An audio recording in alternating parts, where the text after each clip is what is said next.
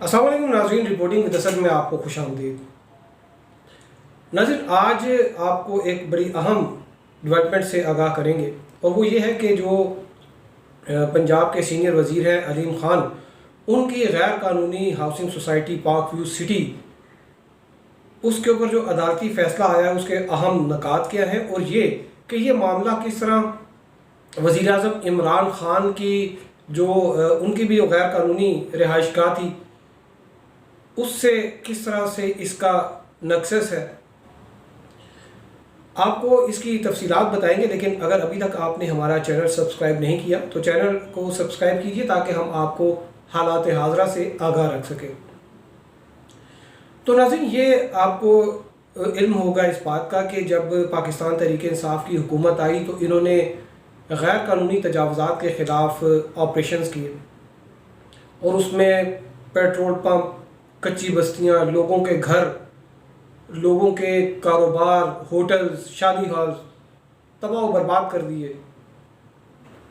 लेकिन आपको ये नहीं पता होगा कि इस्लामाबाद में इसी दौरान दो जो गैर कानूनी प्रोजेक्ट्स थे और सोसाइटीज़ थीं उनको रेगुलराइज किया गया और उन दोनों में इत्तफाक से इमरान ख़ान साहब के प्रॉपर्टीज़ थी। एक तो ये बनी गाला की जिसमें रिसेंटली उन्होंने अपना घर जो है वो रेगुलराइज करवाया है कैपिटल डेवलपमेंट अथॉरिटी से, इसकी भी एक अलग कहानी है। और दूसरी जो है वो उनका ग्रैंड हाइट में एक अपार्टमेंट था, ग्रैंड हाइट की जो लग्जरी अपार्टमेंट्स हैं वहाँ पर उनका भी एक अपार्टमेंट था। इसकी भी लीज़ कैंसिल हो चुकी थी लेकिन साकिब निसार साहब की मेहरबानी से वो भी रेगुलराइज हो जाएगा।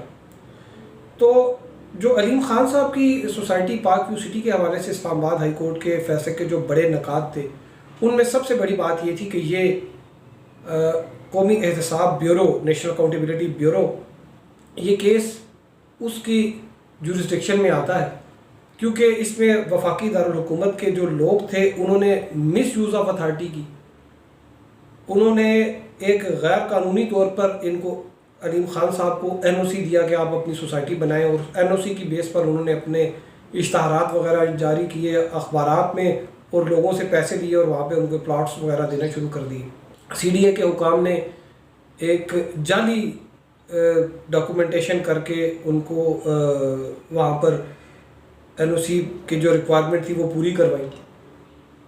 और इस्लामाबाद हाई कोर्ट ने अपने ऑर्डर में भी ये बात लिखी है कि जो यहाँ पर इस्लामाबाद के जो बिल्डिंग बाय लॉज हैं और जो सोसाइटी के लिए जो कवानीन हैं उसमें ये ज़रूरी है कि कोई भी हाउसिंग सोसाइटी है वो अपनी डेवलपमेंट से पहले इस बात को यकीनी बनाएगी कि जो मेन शाहराह है उनके पास डायरेक्ट वहाँ तक रसाई होनी चाहिए। लेकिन ये किया गया कि टाउन प्लानर जो थे उन्होंने एक फ़र्ज़ी एक रोड जो है वो बनाई कि ये यहाँ तक जाएगी और उसकी बुनियाद पर इनको एनओसी दिया, वो रिक्वायरमेंट थी वो पूरी हुई। फैसले के अहम नुकात हैं उसमें एक ये भी है कि जो इसकी डिमार्केशन की जाए, इसकी हदबंदी की जाए, इस पे जो लोगों के प्राइवेट लोगों की जो ज़मीन है उसको लोगों को वापस किया जाए।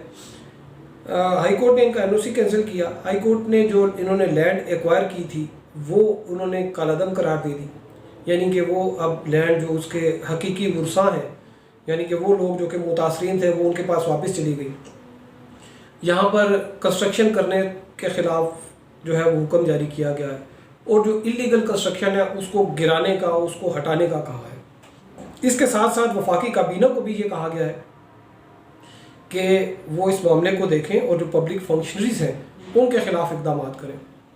शायद आपको ये जानकर हैरत होगी कि ये प्रोजेक्ट जिस वक्त स्टार्ट हुआ और जिस लोगों ने इसको इब्तदाई तौर पर अप्रूव किया 2013 में, उस वक्त सीडीए के जो चेयरमैन हैं उस्मान अख्तर बाजवा साहब, वो आजकल वज़ीर आज़म इमरान ख़ान के बहुत करीब हैं, वज़ीर आज़म हाउस में वो तैनात हैं। उसके बाद जो है वो एक अफजल लतीफ़ साहब थे, आजकल इंडस्ट्रीज़ एंड प्रोडक्शन की वजारत उन्होंने संभाली हुई है, जबकि एक असद महबूब कियानी साहब जो कि मेंबर थे सीडीए के वो इस वक्त रिटायर हो चुके हैं। तो उनके ख़िलाफ़ क्या कार्रवाई होती है ये तो वफाकी काबीना ने या नैब ने तय करना है। अब हम बात करते हैं कि इमरान खान साहब का जो घर है उसका क्या ताल्लुक बनता है इस जजमेंट के साथ। तो इस जजमेंट में ये बड़े वाज़ेह तौर पर लिखा है कि जोन 4 में कोई तामीरात नहीं हो सकती। खान साहब का जो घर है बनी गाला वाला वो जोन 4 में आता है। इसी हवाले से सुप्रीम कोर्ट के एक 3 मेंबर बेंच का भी एक जजमेंट थी जिसमें ये इस्लामाबाद हाई कोर्ट की जजमेंट को अपहोल्ड किया था उस 3 रुकनी बेंच ने।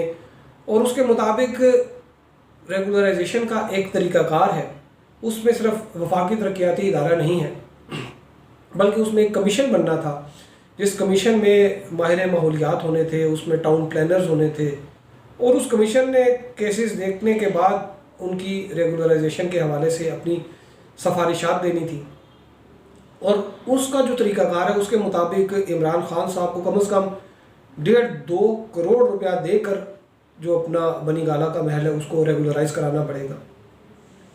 इसी तरह ग्रैंड हयात जो है उसका साकिब निसार साहब ने जो है वो अपनी सुप्रीम कोर्ट में जब ये मामला टेकअप हुआ तो उन्होंने कहा जी मुझे इंट्यूशन हुई है कि अगर ये 17 अरब रुपया दे दें तो हम इसको रेगुलराइज करा देंगे, जबकि उस जगह की मार्केट वैल्यू वो 60 अरब रुपए थी।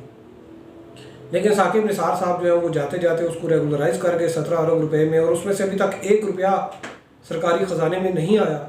लेकिन ये जो प्लॉट है वहाँ पर होटल बनना था लेकिन उसकी जगह लग्जरी अपार्टमेंट बन गए, वो आइंदा कुछ अरसे में शायद वो भी रेगुलराइज हो जाएगा। तो अलीम खान साहब के ख़िलाफ़ जो अदालती फ़ैसला आया है उसमें इस्लामाबाद हाई कोर्ट ने बड़ी वजाहत से ये बात लिखी है कि ये एक कल्चर बन गया है कि लोग जो है वो अपनी गैर कानूनी कंस्ट्रक्शंस को, प्रोजेक्ट्स को बाद में रेगुलराइज करा देते हैं और ये एक रवायत बन गई है। और उनका ये कहना था कि अगर रूल ऑफ लॉ यानी कि कानून की हुक्मरानी यकीनी बनानी है तो इस किस्म की रेगुलराइजेशन को सख्ती से मुस्तरद करना पड़ेगा। अलीम खान साहब ने चूँकि वो आम लोगों को भी बेचा तो वो जो परचेज़र हैं उनकी बुनियाद पर इस प्रोजेक्ट को भी जो पार्क व्यू सिटी है उसको भी रेगुलराइज करने की कोशिश की जाएगी। लेकिन यहाँ पर अभी जो भी होना है वो वफाकी हुकूमत ने करना है। तो इस वफाकी हुकूमत ने तो इस्लामाबाद के बाकी तमाम जो तजावज़ात वगैरह थी उनको हटा दिया गया, मलिया मेड कर दिया गया, लेकिन जो 2 तजावज़ात थी उनको रेगुलराइज कर दिया गया। वो शायद इत्तफाक की बात है कि इमरान खान साहब का दोनों प्रॉपर्टीज़ में उनका भी शेयर था। तो बहरहाल अभी फेडरल कैबिनेट देखते हैं जो इस्लामाबाद हाई कोर्ट की जजमेंट आई है उस हवाले से क्या तय करती है। तो अब तक के लिए इतना ही। हमारे साथ रहने का शुक्रिया। अल्लाह हाफ़िज़।